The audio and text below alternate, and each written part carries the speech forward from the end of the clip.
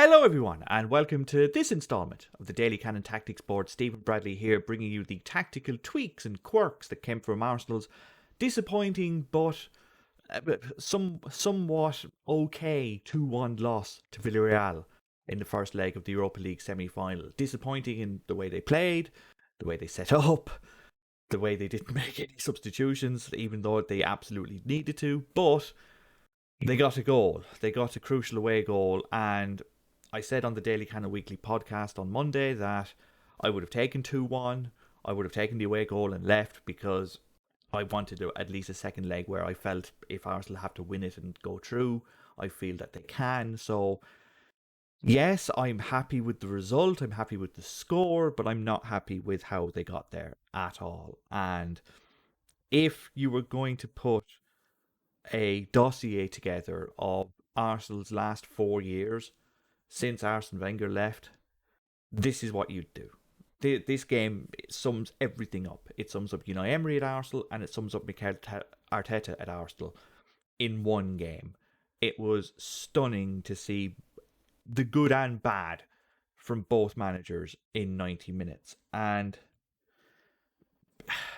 the big news Wednesday, when Mikel Arteta said that, Aubameyang was going to be fit, Lacazette might be fit, Tierney might be fit. We got our hopes up, let's be fair. And we were thinking, okay, if one of our strikers is fit, we'll be able to play him up there. If Tierney is fit, maybe Xhaka can go back to midfield, and Ceballos can go back on the bench, and Tierney can play left back, and we'll have a little bit more of a defence against the threat of Chukwueze on the right wing.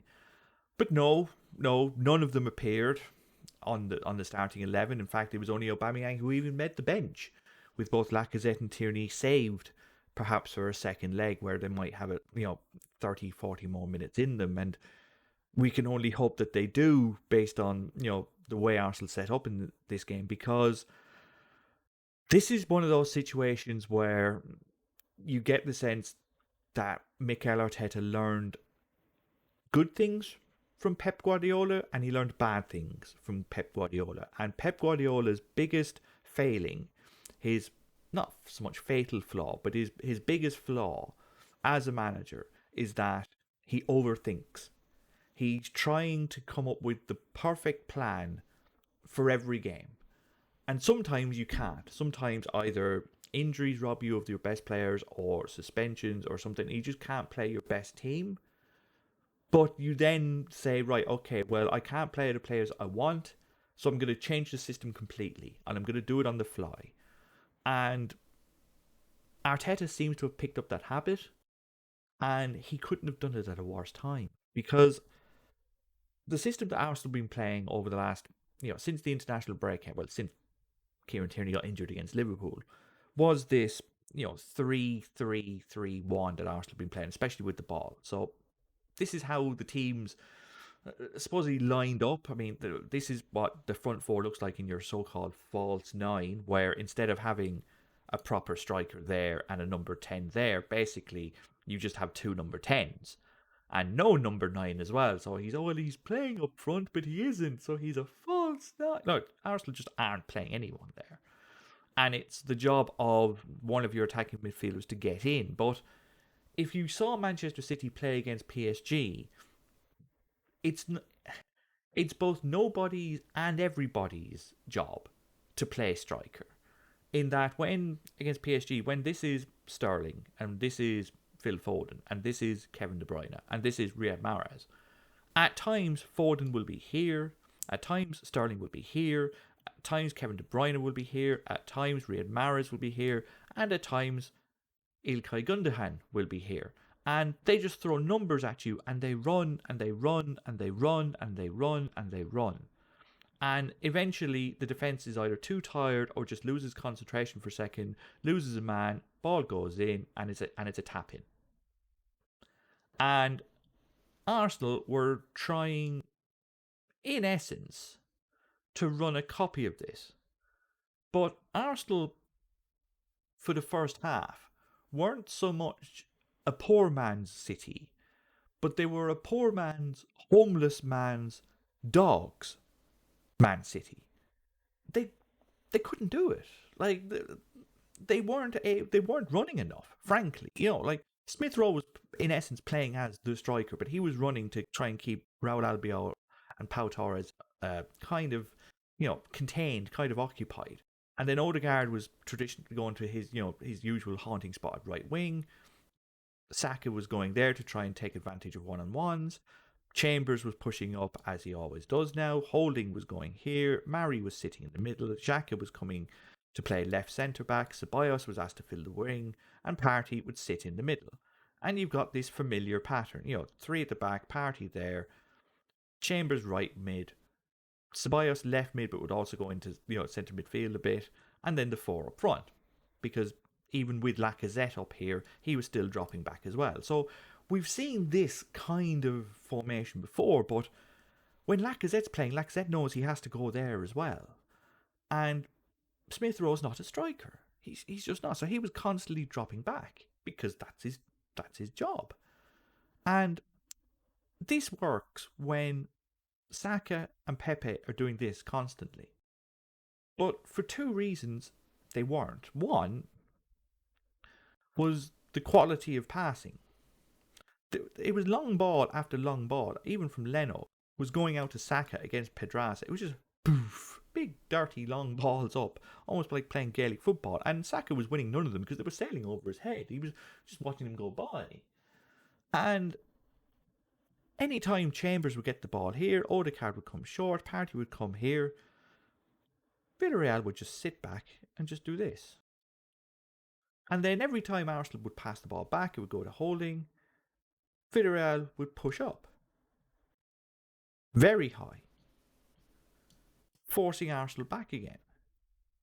So very often during the first half, Albiol was there, there's Ceballos, and Pepe was there.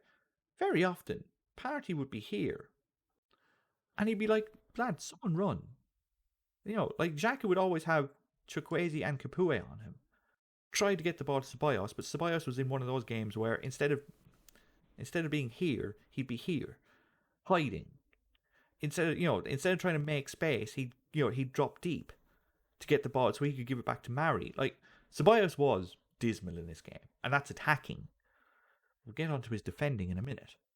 But Arsenal were consistently looking for this ball and this ball to go that way, when they should have been looking for these balls. And it's in there, with Smith Rowe and Odegaard making them as well. And they didn't. And as a result, the only time Arsenal really got behind Villarreal's backline was once, and Pepe controlled it with his arm, and he got in and he got tackled. But he controlled it on his arm. But apart from that, Arsenal did nothing in the first half. They would knock the ball around, not at walking pace, but slightly more than walking pace. And Villarreal were just happy to let them have it. Just on you go. Like we see the heat maps. You can see here, look, nothing in here at all, apart from the odd foray from Pepe. But apart from that, nothing. And Villarreal weren't particularly interested in getting forward too much either, especially in the inside left space. But because they only had one plan, and their one plan, if we move everyone back, we can move Capoue back, and then we put, when they had the ball, when Villarreal had the ball, Arsenal would go back to 4-4-2, or at least 4-2-4, I suppose you could call it. Smith Rowe would stay there. Odegaard would come in, and they'd try and they'd maintain almost this shape. But with Pepe not being the most workman-like defender, and Smith Rowe trying his best, you basically had Ceballos covering all this space, with Xhaka not the most athletic of left-backs in the world either, against a very pacey, very tricky winger in Chukwueze. And as a result, Villarreal went straight down their throats, again and again and again. And it only took them 5 minutes to take advantage of this, because Chukwueze, beats Xhaka, gets a shot in. Ceballos is too late. Well, they're there at this point. Ceballos is too late. Partey has already come over. He gets a block on the ball. Trigueros has got in. He takes a shot, and it's 1-0. And this was the story of the game. Anytime Villarreal decided to attack, they would always do it down their right. Because Pepe would get, you know, he would try and make a run. It would get intercepted because the ball to him wasn't be quick enough. One Foyth, who somehow turned into the second reincarnation of Cafu for the first 55 minutes, was bombing down this way, and Arsenal had no answer to it. Pepe wasn't doing his best to track back, and Ceballos, left with all this room, was hopeless, to the point where Foyth actually sauntered past him at one stage, and Ceballos had to trip him up around here to take a yellow card with 2 minutes to go in the first half. I hesitate to use the word liability, but Ceballos was absolutely dreadful in this game. He wasn't linking the play up well, apart from one pass to Pepe. He wasn't contributing defensively. He was misplacing passes. Now, to be fair to him, so was Partey. The first 57 minutes of this game were some of the worst 57 minutes Thomas Partey has played for the club. He was consistently misplacing passes. He put one shot in around here, and nothing was coming on. Nothing was coming on for Arsenal. Nothing was happening. They were playing the same patterns again and again and again. And after 90 seconds of passing it around there, Chambers would end up here. He'd put the cross in, and Smith Rowe and Pepe, who were 5'7" and 5'8", would be jumping against 3 6'2" lads. And you're like, lads, this isn't going to work. But I saw that.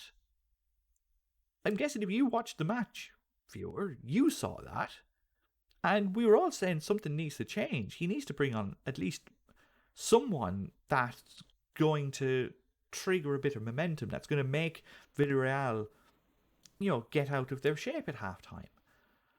And a manager did change their shape at halftime, but it wasn't Mikel Arteta. Mikel Arteta looked at the team and went, yeah, this is fine.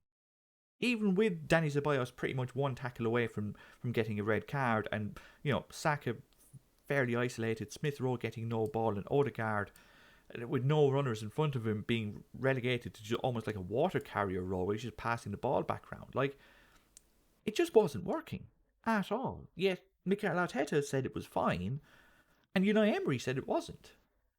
Because what Emery did was exactly what he did at Arsenal when he was 2-0 up. He panicked. He went, no, we're not losing this game. I need this game. 2-0 will do very much for me. Thank you very much. So I'm going to bring on an extra defender, and I'm going to put him here. And Villarreal went to 4-5-1. And the idea was that with Arsenal passing the ball around so much here, they were getting out wide occasionally to Chambers and Saka, but you can see this kind of U bit here, just where the yellow is there. They were knocking around there, so Emery's idea was, I'm just going to put another defensive midfielder then. He's going to run and get in the way. And it completely backfired. I mean, look, at one stage, Coquelin was getting here and laying off no-look passes to Chukwueze. Like, that's how bad Arsenal's pressing was.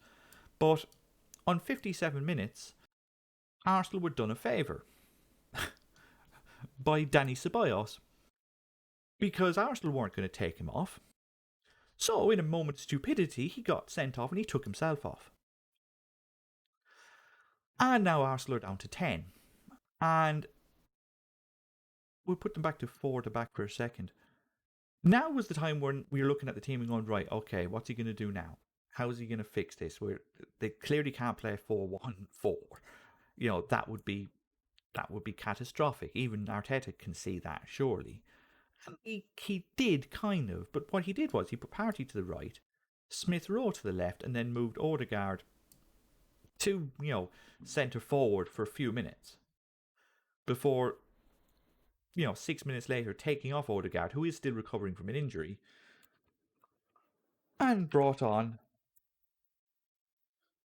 Martinelli, who is a centre forward. And the game changed instantly. And Not because Martinelli did anything in particular. I mean, if we go to player statistics, summary, yeah, touches. So we go all the way down the bottom. Where's he's there? 12.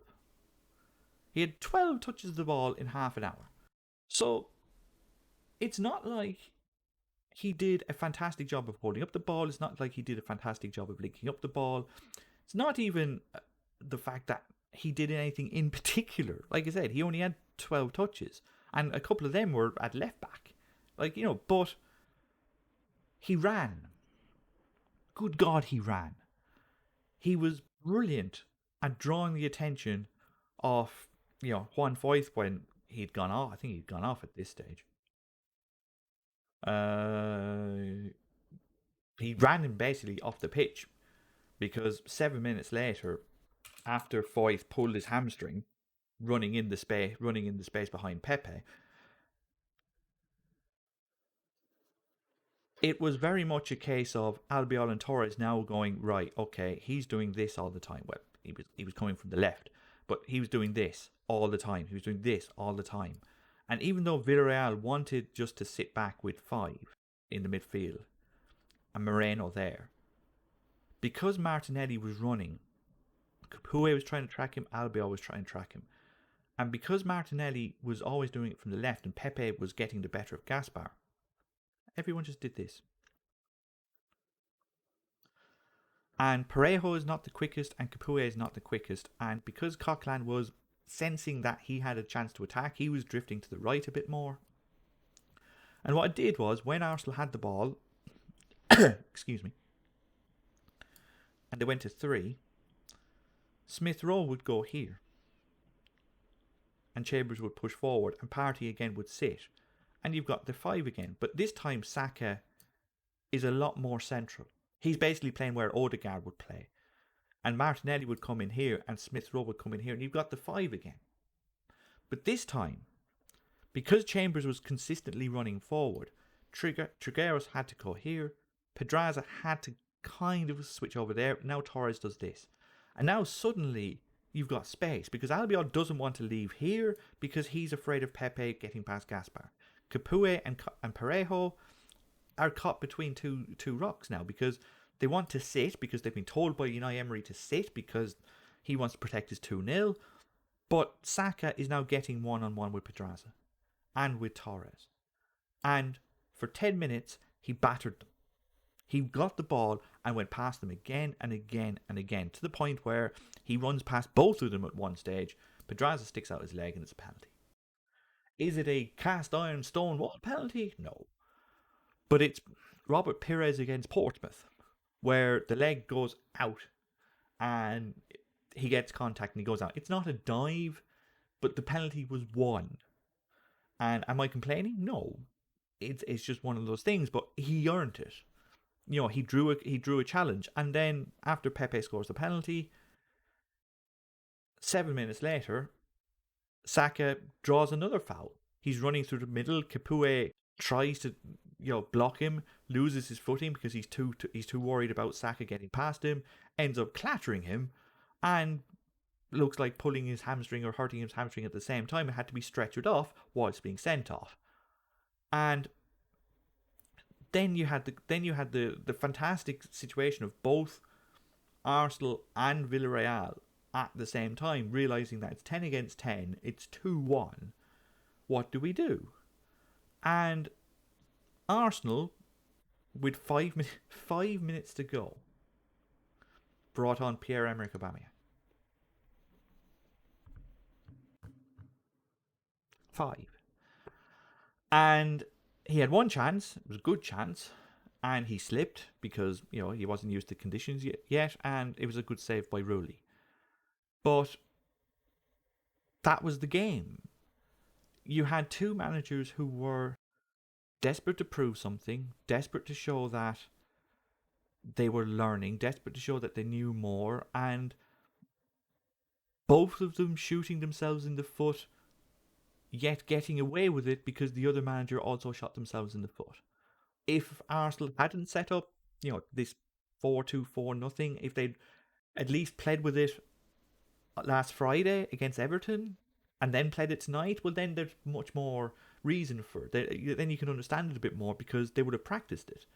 But they didn't, even though it was a meaningless game against Everton. They played Eddie Nketiah up front. Now, did Eddie Nketiah do anything to deserve being picked tonight? No, but you should have known that Nketiah doesn't suit this particular system. That he doesn't suit this way. And instead of changing the system to suit the players, he just decided to play two. Decided to play no striker and play two attacking midfielders because he was too proud to change the system. And that's a worry. Like Danny Ceballos was awful in this game, and he wouldn't bring him off because he knows that Mohamed Elneny can't play the role that he wants him to play. But instead of changing the system, he left Ceballos on. That's a problem. Like Arteta needs to realise that, yes, okay, maybe he is a lot better tactically than we give him credit for, and yes, he's got great ideas, but the players he has right now are not good enough to consistently get results with the way he's playing. And the crux of a great manager, of at least a really talented manager, is that he looks at the tools he has available to him and builds a side that can win. And right now, Arteta is almost trying to prove that he can win this way. And if he can't win this way, he doesn't want to win. And that's what got Arsene Wenger the sack. Like Wenger got the sack for not changing the way he attacked. Yes, he went from 4-4-2 to 4-2-3-1 to 4-5-1 and then, 3-4-3 at times. But the attacking philosophy was the same. It was numbers. Like Arsenal for 10 years couldn't defend. And right now we're looking at a similar problem with Mikel Arteta trying system after system, but seemingly without consideration for the players he has, because tonight he played a system which didn't suit at least 2/3 of the team. And in a season where this game and the game on Thursday were the two most important of the season, he tried something completely new. I hope Tierney is fit for Thursday. I hope one of Aubameyang or Lacazette is fit for Thursday, because if he tries this again on Thursday night against Villarreal, Arsenal will lose. And if Arsenal lose on Thursday, it might cost him his job. If you have enjoyed this edition of the Daily Cannon Tactics Board, please feel free to leave a like on the video, comment if you have any comments on what you saw today, and if you have any ideas of how Arsenal should set up or what they should fix or maybe what they shouldn't fix. And if you want these videos in your inbox on a regular basis, we would be very much appreciated if you hit the subscribe button. Any and all support is greatly appreciated. And yeah, bring on Newcastle on Sunday. I can't wait. Good luck, viewer.